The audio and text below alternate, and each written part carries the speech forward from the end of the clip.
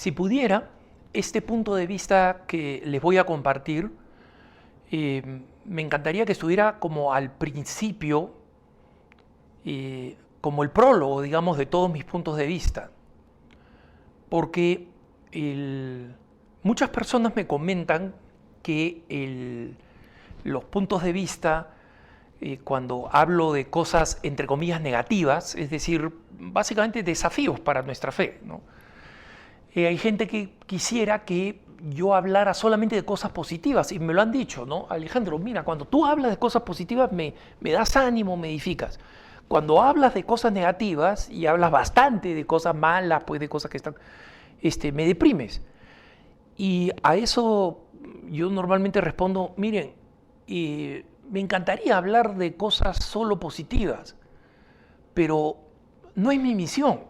Mi misión es de tratar de ser un observador de lo que está pasando para ayudar a los católicos que quieren ser católicos orgánicos, ¿no? Este es un tema en el que siempre he insistido y me voy a morir insistiendo. Los católicos, si no somos orgánicos, no vamos a sobrevivir, ¿no? Porque el consenso social, lo he dicho múltiples veces, pero voy a seguir insistiendo, el consenso social que nos rodea ya ha dejado de tener valores cristianos. En el pasado lo era, y siempre he repetido la misma anécdota, como yo no era una persona religiosa, era niño, mi papá se declaraba ateo, no íbamos a misa, y sin embargo lo que sucedía en el Viernes Santo en la ciudad de Lima era espectacular. O sea, era una ciudad que se veía afectada por el Viernes Santo. Ahora, el Viernes Santo en Lima o en cualquier otro lado, si la ciudad está vacía, porque la gente se va a la playa, ¿no? Porque es verano en el hemisferio sur, ¿no? Entonces, esto en consecuencia me lleva a tener que hablar de todas estas realidades por mi llamado, simplemente, ¿no? Y gracias a Dios existen múltiples personas que están, católicos, que están presentes en las redes sociales, que están presentes en internet, son muchos, ¿no? Y todos ellos tienen distintos estilos con la multiplicidad de carismas que existen en la iglesia, ¿no? Y existen predicadores que son muy emotivos, predicadores que transmiten ideas positivas, otros que son muy didácticos, ¿no? Realmente grandes profesores de la fe, y que Dios nos bendiga a todos en nuestro servicio a la iglesia, ¿no? Pero un elemento que considero fundamental y en el que posiblemente no he insistido lo suficiente a lo largo de los años es como la guía de todas nuestras críticas, ¿no? Que pueden tener rasgos de humor o de ironía, ¿no? Pero todas nuestras críticas, y especialmente más que nuestras críticas, nuestras luchas, nuestras batallas, tienen que ser, como decía San Pablo, contra los poderes que no son de este mundo, básicamente refiriéndose a Satanás y a los demonios, ¿no? Porque ellos son nuestros únicos enemigos. Y esto es muy importante porque con la creciente polarización que nosotros estamos viendo y cómo esta polarización se manifiesta a todos los niveles, ¿no? No solamente en el ámbito político, ahora en el ámbito cultural, en el ámbito del entretenimiento, en la misma iglesia, nosotros estamos viendo este proceso de polarización. ¿Y qué cosa significa un proceso de polarización? Básicamente significa que todo se divide entre los malos y los buenos, ¿no? Yo soy de los buenos y todos los que están en contra de mis ideas son los malos. Y aquellos que yo llamo malos piensan exactamente lo mismo, pero al revés. Que los malos somos nosotros, que yo como católico soy un malo, que traigo malos valores, que traigo malas cosas, y que ellos son los buenos. Entonces, muchas veces estas personas que nos ven como malos, nos odian a la iglesia y lo manifiestan, ¿no? Lo manifiestan constantemente con sus expresiones, con los ataques sin precedentes que han existido a las iglesias. Les pongo el ejemplo de Estados Unidos, donde la Conferencia Episcopal Norteamericana ha venido llevando la cuenta de los ataques a las iglesias católicas, y el número del año 2020, el número de ataques a iglesias católicas del 2020, destrucción de imágenes, incendios, etcétera, es sin precedentes en la historia de los Estados Unidos. Y decir esto es importante porque los católicos fueron perseguidos por un grupo altamente organizado y que tuvo mucha influencia política, que se llamaban los Know Nothing, ¿no? Los que no saben nada. Ese era su término, es decir, de que tenían esta actitud despectiva, y muchos de ellos atacaron y destruyeron iglesias católicas y tenían esa práctica. En el sur de los Estados Unidos, donde el evangelicalismo era especialmente anticatólico, muchos sacerdotes fueron atacados, algunos de ellos asesinados por el Ku Klux Klan, las iglesias católicas dañadas, cuando no destruidas, y sin embargo en esa época de los Know Nothing, donde se cree que en un momento entre los Know Nothing y los del Ku Klux Klan, que de alguna manera pues están sobrepuestos en intereses, los que más tarde fundarían el Ku Klux Klan, ¿no? Tenían la mayoría del Congreso y del Senado de los Estados Unidos, ¿no? Y sin embargo en esa época no se destruyeron tantas iglesias como se han destruido ahora. Entonces, nosotros tenemos que entender que todo eso nos produce nos enoja, y con razón, ¿no? Nos enoja. Hace no mucho yo reflexionaba sobre, o comentaba, más que reflexionar, comentaba sobre esa feminista que le han puesto una multa sustantiva porque sacó una imagen del órgano genital femenino y lo paseó como si fuera la Virgen María, con la vestimenta de la Virgen María, burlándose de la Virgen María. Y si en España quieren eliminar la ley de blasfemia, ¿no?, de ofensa de la religión, que la eliminen, pero mientras la ley exista, que se aplique, y bien aplicada. Pero eso no significa que está bien que yo desee el mal de alguien. Ninguno de nosotros puede odiar, ninguno de nosotros. Porque aunque nos odien, esa no es nuestra respuesta. Y está en el corazón de la identidad cristiana. Está en el corazón de la prédica de Jesucristo, esto de amar a los enemigos. Y amar a los enemigos de forma abstracta no es difícil, ¿no? Cuando nos imaginamos, sí, yo entiendo, como ser cristiano tengo que amar a los enemigos, ¿no? O cuando nos dicen, mira, cuando te den una bofetada, como dice Jesucristo, pon la otra mejilla, lo entendemos. Y estamos de acuerdo, ¿no? Por eso somos cristianos. Pero lo practicamos, es dificilísimo. Pensemos en el acto físico de recibir una bofetada. Nosotros que somos católicos, como quien les habla, ya mayor, consagrado, etc., ¿realmente mi reacción instintiva sería la de poner otra mejilla? Yo no creo. Ya nunca me han abofeteado en público, nunca me he visto en una situación como esa.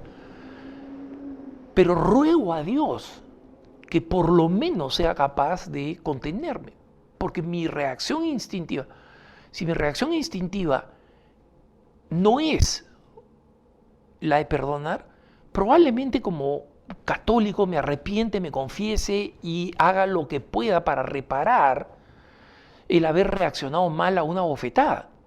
Pero eso no es lo que nos pide Jesucristo. Jesucristo nos pide que pongamos la otra mejilla, no que nos arrepintamos después de que le di un puñete en la cara.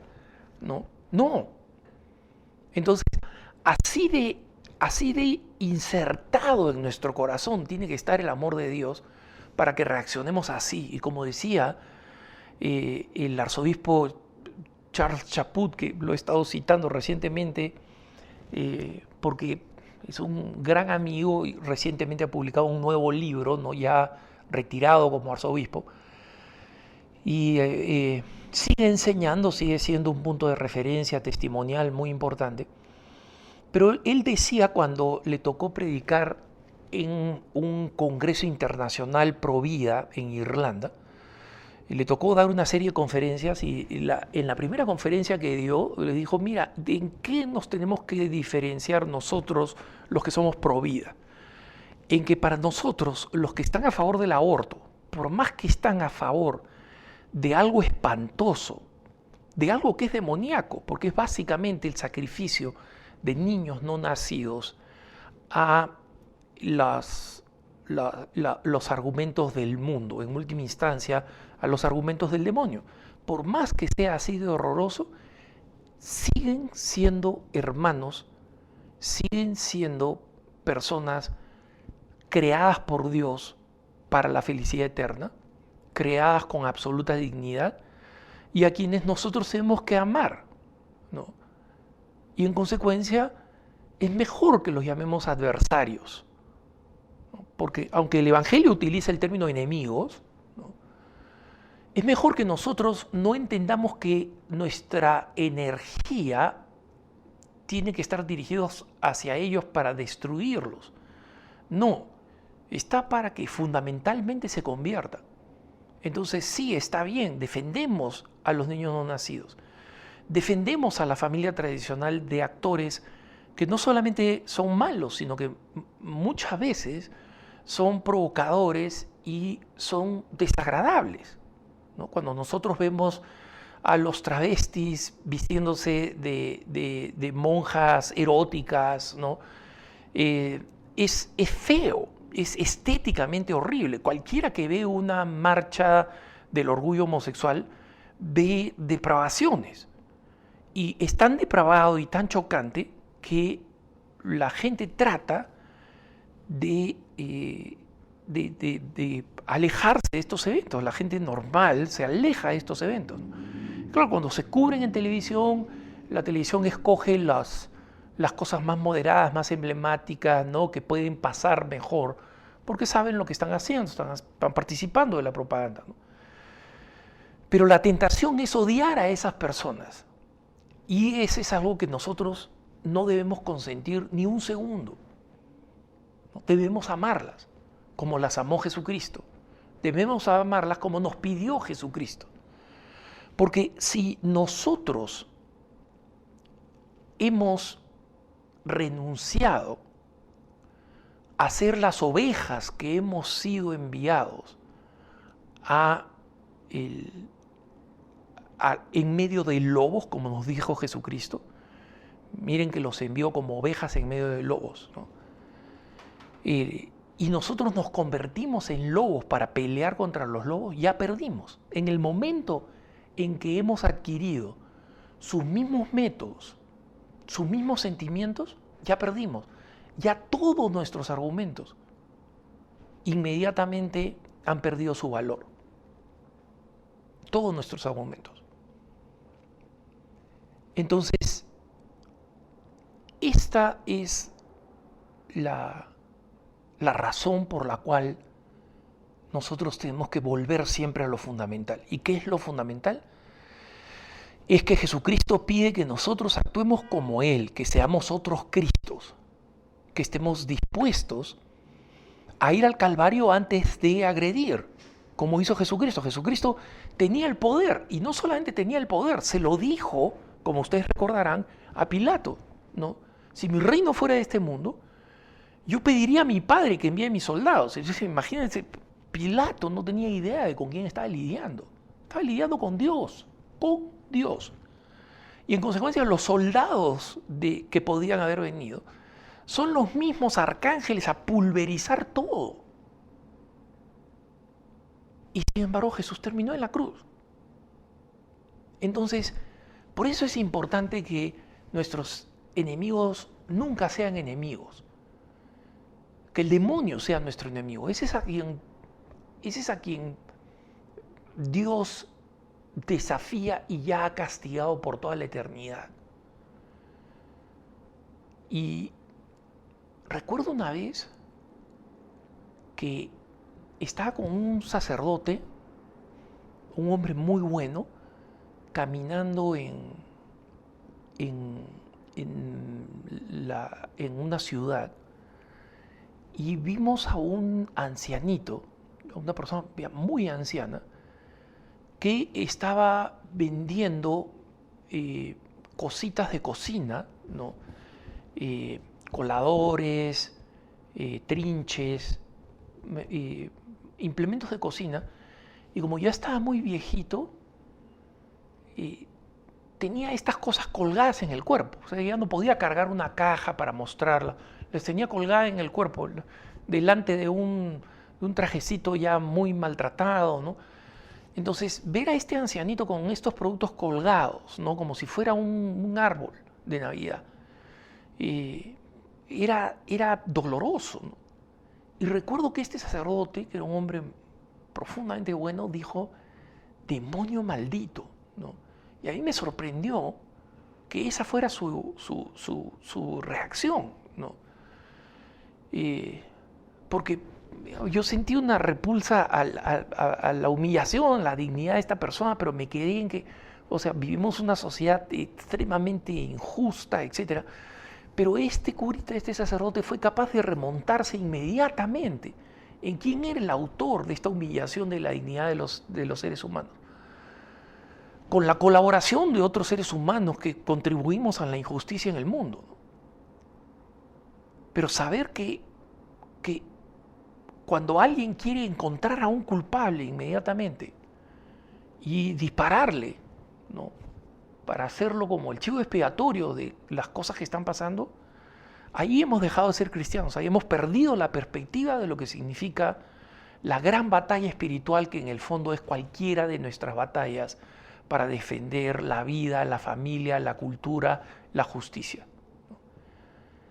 Y en consecuencia, como decía al comienzo, quisiera que todo lo que he dicho y lo que diga en el futuro no solamente se entienda en este contexto, sino que sea en este contexto, donde nosotros amemos a todos y odiemos solamente al demonio y sus obras. Que tengas un buen día.